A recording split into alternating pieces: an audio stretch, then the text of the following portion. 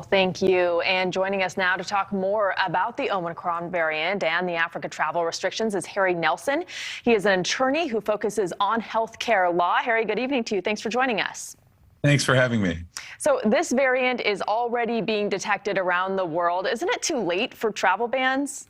It's a fair question. The horse is out of the barn. The virus, clearly the 529 variant is everywhere. Really what's happening is we're just slowing it down a little so that we have fewer cases, but we know that it's going to be spreading everywhere. The real question is how extreme it will get in any country. And so we're just buying a little bit of time here. Yeah, so how do you see this playing out? What do you think will be familiar to us, given everything we've lived through the pandemic? And what do you think will be different this time around now that we have vaccines, et cetera? Hopefully there'll be a little bit less panic. We already know a little bit about the virus. The three big questions about any variant are how transmissible, is it more infectious than like the Delta, for example?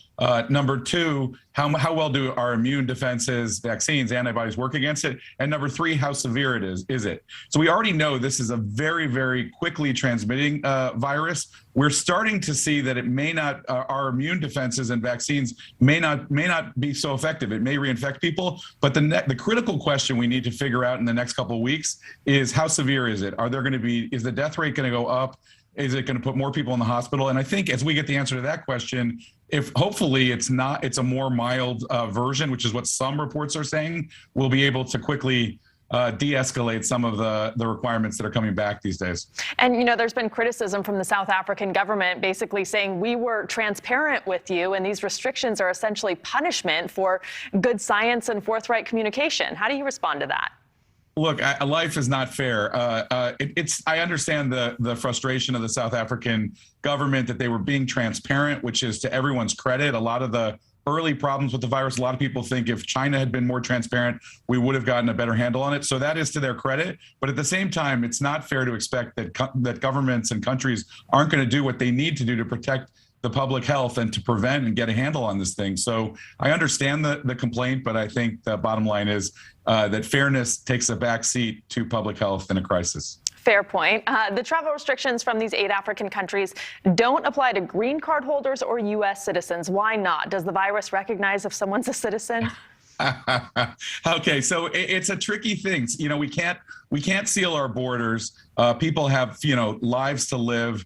We can't separate families. We have to decide how much disruption we're willing to tolerate. So I think that the line here is that we're trying to not totally upend people's lives, but really stop some of the unnecessary travel, whether it was tourism or business travel, and really still let people who live here, who need to be back, come in, even though we'll need to have quarantine procedures and other things to try and prevent them from bringing the virus in, the variant in. And what about restrictions from Europe and Asia? There are none. The virus has appeared in those places. Why aren't there restrictions, and do you think they're coming? I think it's going to be a sort of a closely monitored situation. Right now, the levels being reported from Europe, for example, and from Asia of the new variant of the 529 or the Omicron are very low. But I think if we see an uptick anywhere in the world, we're going to see that country added to the list. So I do think we will see, as this spreads, as it certainly looks like it's going to, we're going to see additional countries added.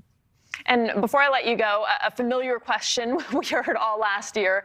Let's say you're an employee, you decide to travel to one of the countries in question. Can you then legally face consequences from your employer, much the way you can if you refuse to be vaccinated and your employer has a vaccine mandate? We have not seen any kind of protection for employers terminating or discriminating against employees. I think it's still safe to make a decision to travel. You're not putting your job at risk. You may be forced to undergo a quarantine. You may lose some time. So you have to build that quarantine time both on the way into the country and on the way back to the United States into your plans.